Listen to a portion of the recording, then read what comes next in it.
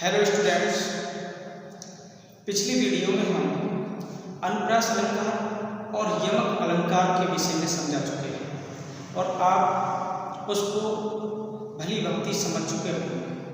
अब हम आपको श्लेष अलंकार के विषय में समझाएंगे कि श्लेष अलंकार क्या है और कौन कौन से उदाहरण हैं। श्लेष अलंकार किसे कहते हैं?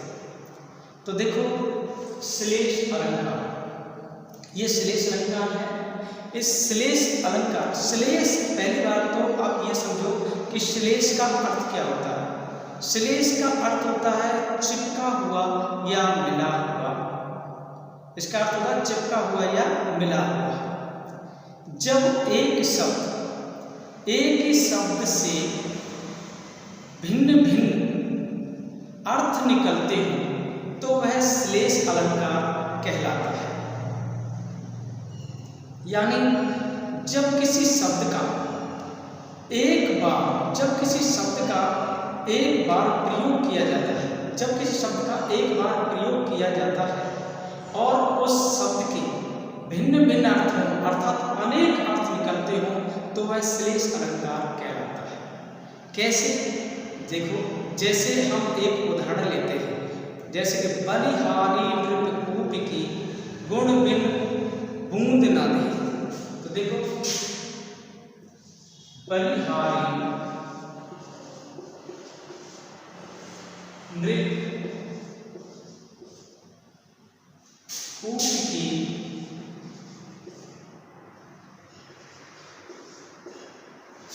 बलिहारी नृप कूप की गुण बिन बूंद ना दे। गुण बिन बूंद न दे। बलिहारी नृप कूप की गुण बिन बूंद न दे। तो इसमें नृप का अर्थ होता है राजा और कूप का अर्थ होता है कुआं।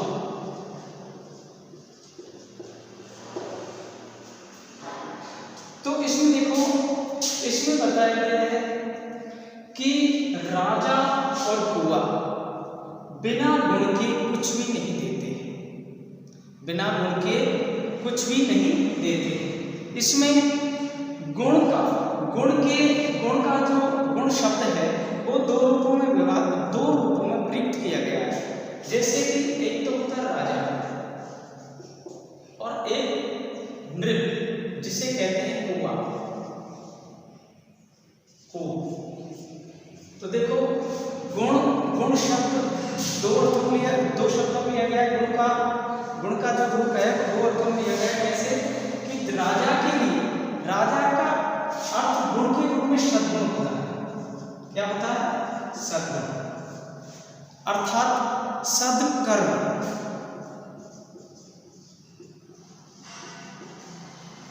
राजा के लिए गुण का क्या होता है? सद्कर्म या सद्गुण। सत्कर्म का मतलब होता है अच्छे कर्म। और कूप में जो कूप होता है उसके लिए हम लेंगे, जैसे कि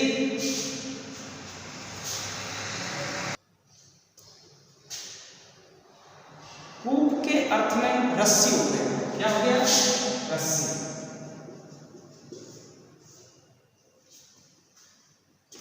तो राजा के अर्थ में सद्गुण या सत्कर्म हो गया और कूप के अर्थ में क्या हो गया? रस्सी।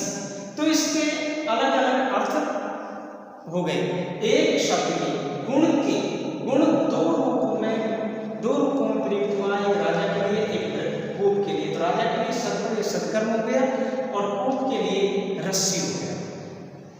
तो इसी प्रकार हम एक दूसरा उदाहरण भी लेते हैं।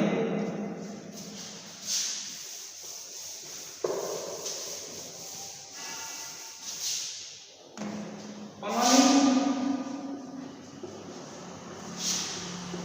गए न उबरे,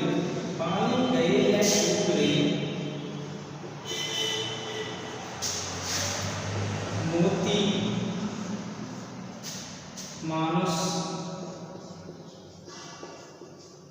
चून।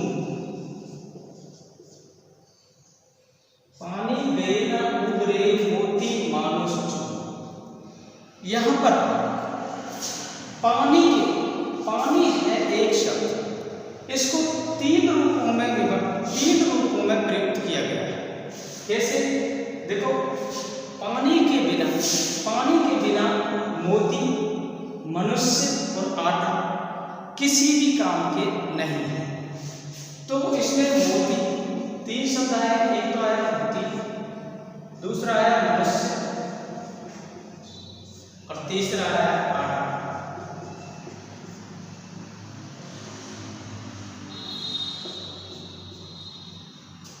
तो पानी का मोती के लिए तो है कांति से, मोती के लिए कांति से या चमक से रखा गया है, और मनुष्य के लिए एक उसकी इज्जत या प्रतिष्ठा,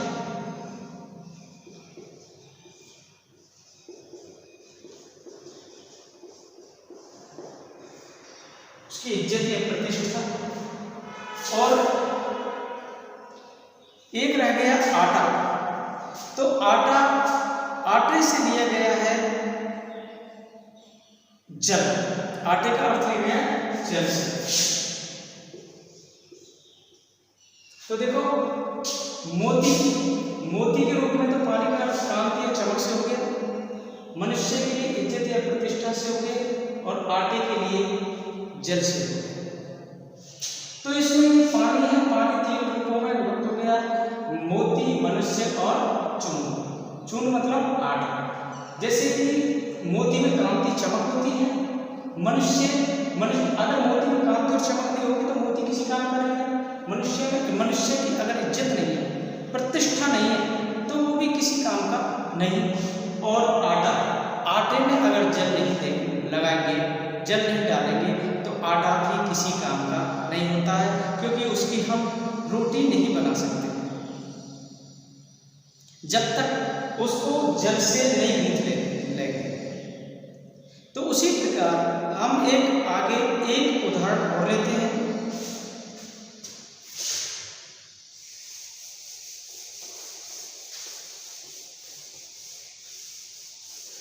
देखो, अगला नेक्स्ट जो उदाहरण है, शुभ रण को ढूंढत फिरत कभी कामी अरु चोर।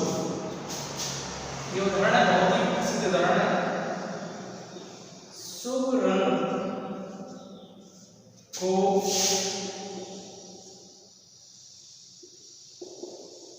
ढूंढत फिरत,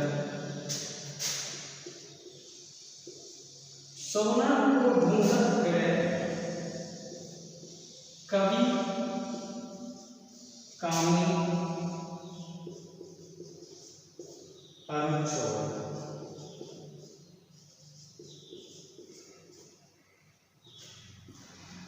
इसमें देखो, सुवर्ण को ढूंढत फिरत कभी कामी अरु चोर, ये उदाहरण में श्लेष अलंकार पे चल रहा है। तो देखो, सुवर्ण, ये जो शब्द आया है सुवर्ण को तीन रूपों में प्रयुक्त किया है, एक कवि के अर्थ में, एक कामी के अर्थ में, और एक चोर के अर्थ में। तो इसमें कामी का अर्थ बता देता हूं। कामी का होता है स्त्री के प्रति आसक्त होना। कामी का अर्थ होता है जो व्यक्ति स्त्री के प्रति आसक्त होता है उसे हम कामी कहते हैं, कामी पुरुष। तो इसमें तीन अलग शब्द का हुआ, एक तो कवि के अर्थ में, दूसरा कामी के अर्थ में, और तीसरा चोर के अर्थ में। इस सुवर्ण का अर्थ कवि के लिए होते हैं सुंदर वर्ण, सुंदर अक्षर।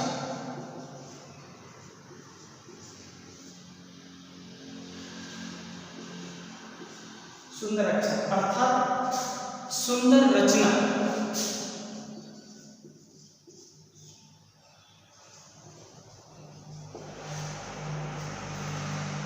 सुवर्ण का कवि के रूप में हो गया सुंदर अक्षर या सुंदर रचना। इसी प्रकार कामी के लिए हो गया सुंदर स्त्री।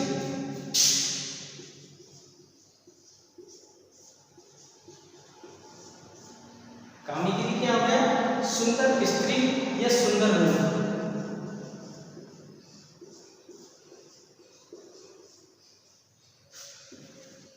अब चोर के लिए इस स्वर्ण का अर्थ, चोर के लिए स्वर्ण का अर्थ होता है सोना, जो एक धातु होती है। तो देखो स्वर्ण को ढूंढत फिरत कवि कहाँ मिले? जो कवि होता है वह तो सुंदर अक्षर, सुंदर रचना को किसी चीज में सुंदर रचना या सुंदर अक्षर के रूप में प्रयुक्त किया है। कि स्वर्ण का अर्थ किसके लिए? सुंदर रचना या सुंदर अक्षर के रूप, और कामी सुंदर स्त्री ये सुंदर रूप, और चोर, चोर के लिए सोना बहुत ही महत्वपूर्ण होता है। कामी के लिए क्या महत्वपूर्ण है? सुंदर रचना या सुंदर अक्षर, और कामी पुरुष के लिए सुंदर स्त्री या सुंदर रूप अच्छा लगता है, और चोर के लिए सोना।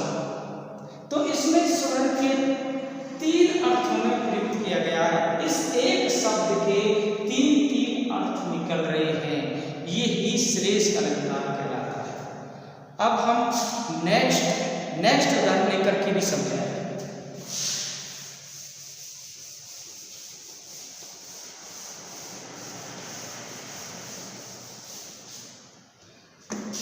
देखो बच्चों, अब नेक्स्ट, जे रहीन गति दीप की कुल कपूत गति सो। जे रहीन गति दीप की कुल कपूत गति सो, 12 उजियारों करे बढ़े अंधेरों। तो देखो रहीमदास जी दीपक की और कपूत की दोनों में समानता बताते हैं, दोनों की गति में समानता बताते हैं कि शुरू में तो इन दोनों से उजाला होता है, खुशियां आती हैं, फिर बड़े होने पर अंधेरा हो जाता है। तो इसमें बड़े शब्द आया है, बड़े शब्द दो रूपों में प्रयुक्त होता है। एक तो होता है दीपक के लिए, और दूसरा होता है कपूत के लिए।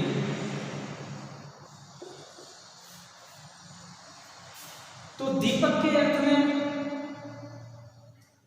बढ़े का अर्थ होता है जब दीपक बढ़ता है तो अंधेरा हो जाता है। दीपक के अर्थ में अंधेरा होना लिखा होता है। और कपूत जब बढ़ता है, कपूत के अर्थ में बढ़े का अर्थ होता है बड़ा।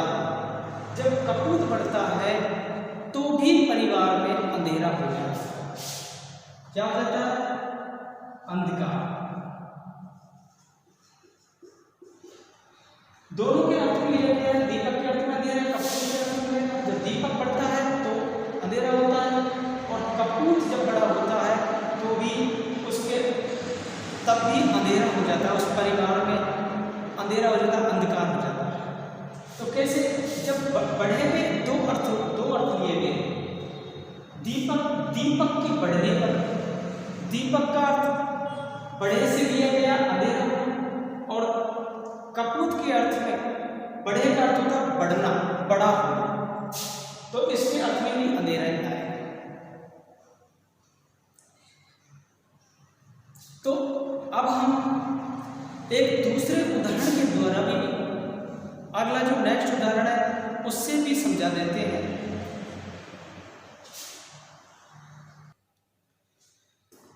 देखो एक नेक्स्ट उदाहरण लेते हैं। नल की अरुणल नीर की गति एक एक करी जोय, जे तो नीचो भी चले ते तो ऊंचो। तो इस उदाहरण को मैं अभी लिख देता हूं। नल की नल की अरुणल नीर की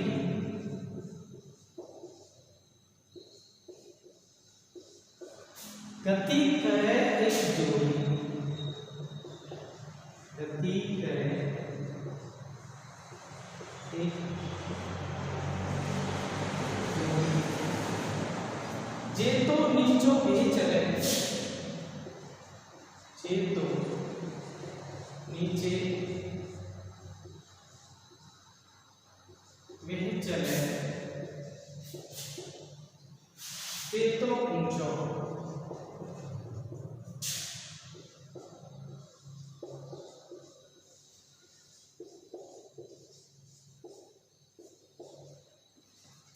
देखो रविदास जी की दोहा है, ये भी श्लेष अलंकार में आ रही है। जैसे नरकी अरल नीर की गति एक एक कर जे तो नीचो बिह चले ते तो ऊंचो। तो इसमें जो नल की और नीर का मतलब होता है पानी। नीर का मतलब क्या होता है? पानी। तो इसमें जो दो शब्द आए हैं नीचो, एक तो नीचे, नीचो और एक ऊंचो, तो इसमें दो शब्द आए नीचो और ऊंचो।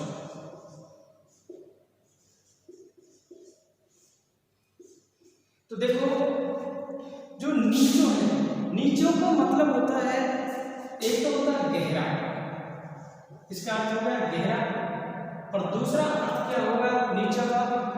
विनयशील, विनम्रता।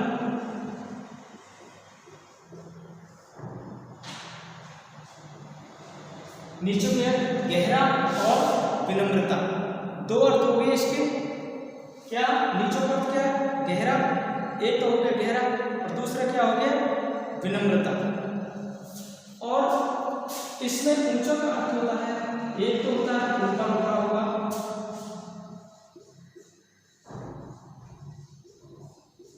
एक अर्थ क्या हो गया? ऊपर उठा हुआ, और दूसरा अर्थ क्या हो गया? उन्नत या बड़ा। दूसरा हो गया उन्नत या बड़ा। इसके दो अर्थ हो गए, नीचे का गहरा और विनम्रता, और ऊंचा का ऊपर उठा हुआ या उन्नत। तो आप समझिए कि मतलब इसमें यह है कि एक शब्द में अनेक अर्थ छिपे हुए होते हैं। जिस प्रकार नीचे शब्द में दो दो अर्थ छिप रहे, एक गहरे का अर्थ निकल रहा है, एक उन्नतता में, उसी प्रकार ऊंचे में भी इसका अर्थ है ऊपर उठा हुआ, दूसरा होता है उन्नत।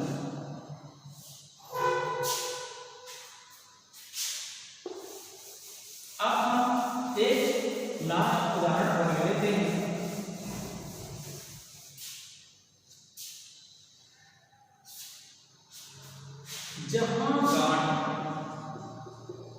जहां गांठ तहां रस नहीं।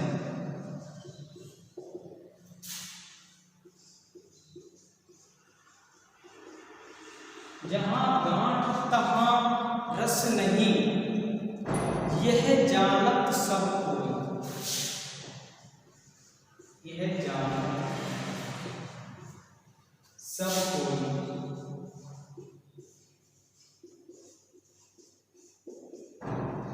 देखो इसमें जहां गांठ तहां रस नहीं, यह जानत सब कोई। इसमें जो एक तो आएगा ईक के साथ, और एक होगा मनुष्य के साथ।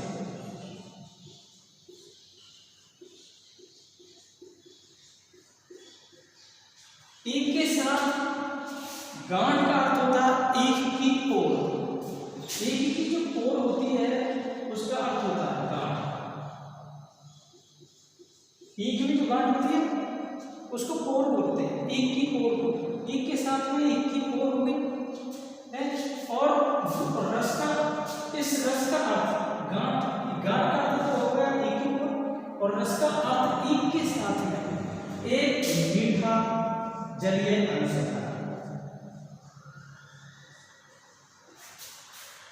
मीठा जलीय अंश। ईक के साथ तो गांठ का अर्थ हो गया क्या? ईक की पोर, और रस का अर्थ होगा मीठा जलीय अंश। उसी प्रकार मनुष्य के साथ में गांठ का अर्थ क्या होता है? कपट। क्या होता है? कपट। गांठ का अर्थ तो बता दिया कपट, और जो रस का अर्थ बताया है वो प्रेम आनंद होता है। क्या होता है? प्रेम आनंद। तो इसमें गांठ के भी अलग अलग अर्थ और रस के भी अलग अलग अर्थ, क्योंकि एक के संदर्भ में